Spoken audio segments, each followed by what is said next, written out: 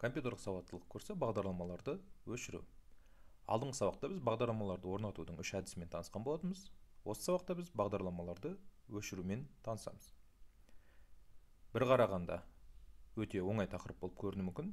Бағдарламаларды аламыз да өшіреміз, оның несі қиын деп ойлауыңыз мүмкін. Көбінесе бағдарламалар арнайы жүйелік файлдардың ішінде, яғни program files деген папканың ішінде бүкіл біздің бағдарламаларымыздың папкалері орналасқан. Ой келуі мүмкін. Осы жерден мен сәйкес бағдарламаның папкасын алып, удалить деген батырманы басып, бірден өшіріп тастай аламын ғой деп ойлауыңыз мүмкін.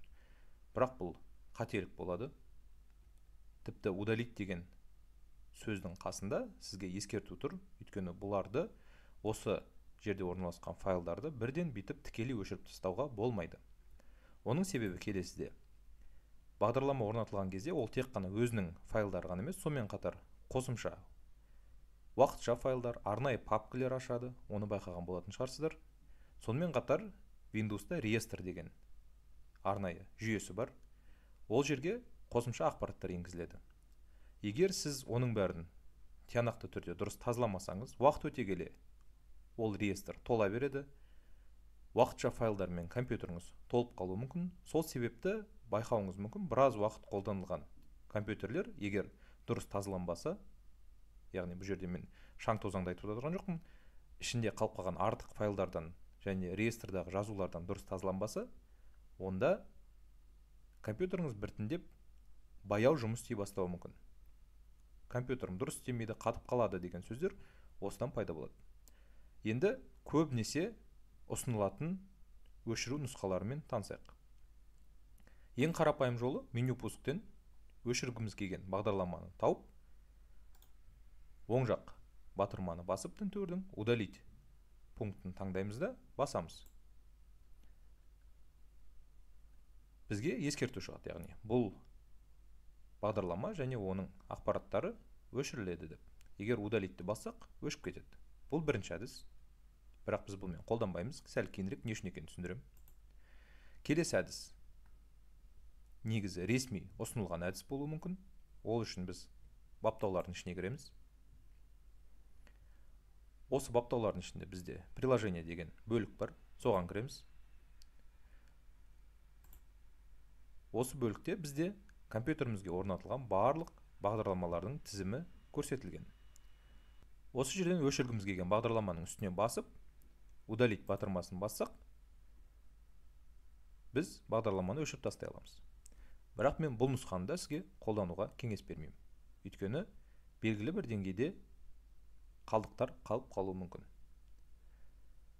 Ал ұсыныс келесідей.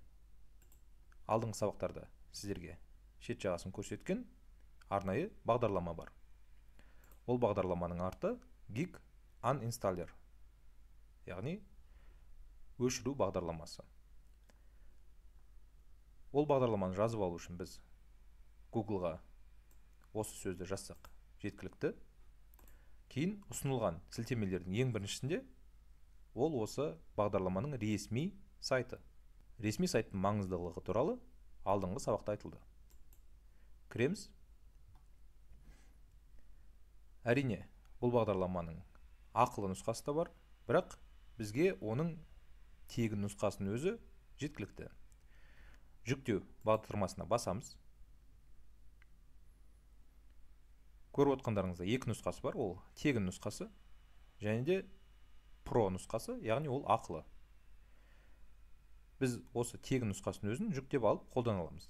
Естеріңізде болса, бұл бағдарлама бізде portable, яғни сіз оны жазып аласыз да бірден ашып қолдана бересіз. Менің компьютеріме бұл бағдарлама орнатылып қойған, сол себепті мен оны іске қосамын.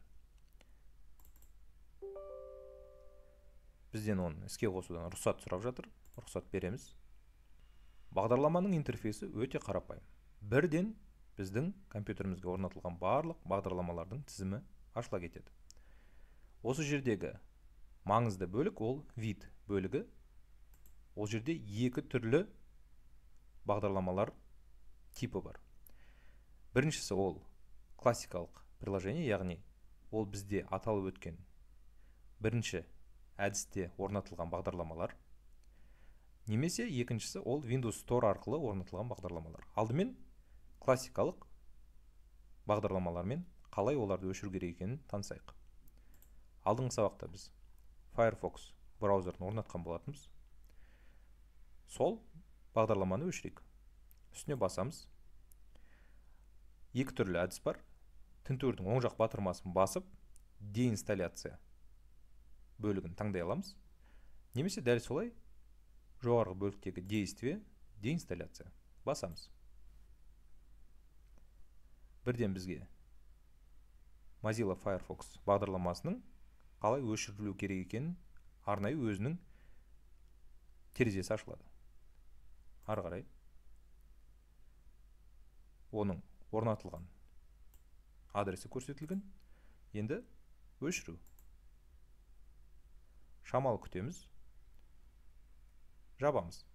Егер біз бағдарламаның өшірудің осы сабақта көрсетілген алдыңғы екі нұсқасын қолданатын болсақ, онда біздің бағдарламаны өшіруіміз осымен ғана шектелетін еді. Яғни арнайы бағдарламаны өшіру терезесі пайда болады да, сол жердегі әрекеттерді орындау арқылы біз бағдарламаны өшіреміз және сонымен бітетін еді. Өшіріп болғаннан кейін бағдарлама біздің компьютерімізді тексереді, қандай қалдықтар қалғанын қарайды. Мысалы, файлдық жүйенің ішінде осы біздің бағдарлама қосымша папкалар ашқан, яғни қалып кеткен олар қоқыс ретінде. Және де біз атап өткен реестрде оның белгілі бір жазулары бар екен. Егер біз алдындағы әдістермен бағдарламаны өшірумен шектелетін болсақ, осы қалдықтар сіздің компьютеріңізде қалып кетіп, және де уақыт өте жинала беретін еді. Файлдық жүйеде бізде 134 элемент қалып кетіпті, ал реестрде 17 элемент қалып кетіпті. Біздің бағдарлама соның бәрін тапты, енді оларды өшіреміз. Бітті, барлық қалдықтар өшірілді. Жабамыз. Дәл солай біз Windows Store'дан жазылған бағдарламаларды өшіре аламыз. Алдыңғы сабақта жазылған TikTok бағдарламасын өшірейік. Әрекет дәл алдыңдағыдай. Ешқандай қалдық қалған жоқ. Жабамыз.